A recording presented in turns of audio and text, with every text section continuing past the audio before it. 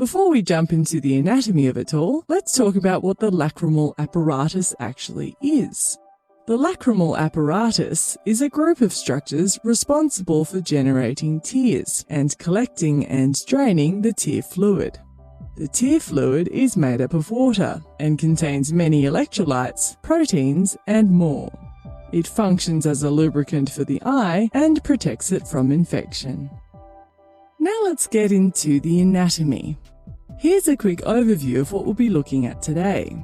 And we're going to start with the relevant bones around the lacrimal apparatus to really orientate ourselves with where the components will lay.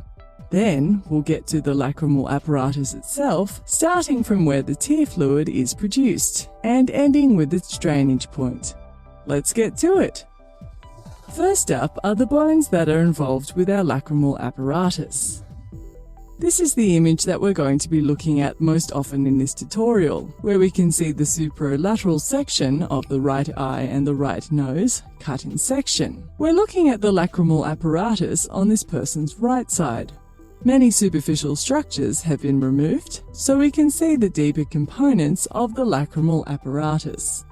I'll point these out as we go along. Looking in the superolateral aspect, we can now see a bone highlighted in green. This is part of the frontal bone. The frontal bone has been resected slightly to see the underlying structures.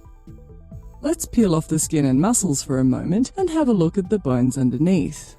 The image now on the right shows more of the frontal bone, which is orange in color.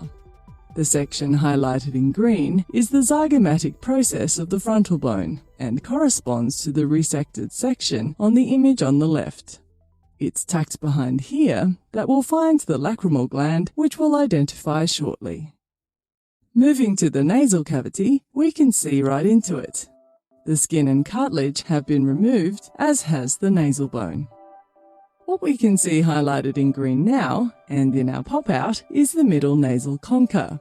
This is a projection of the ethmoid bone into the nasal cavity. This image on the right is of an isolated ethmoid bone. Quite the funky bone, hey? The middle nasal conchae are highlighted in green, one on either side. The bony projection in the middle is the perpendicular plate of the ethmoid bone, which makes up part of the nasal septum. Therefore, it is in the midline of the skull. The middle nasal conchae are on either side of the nasal cavity, projecting inwards from the lateral walls.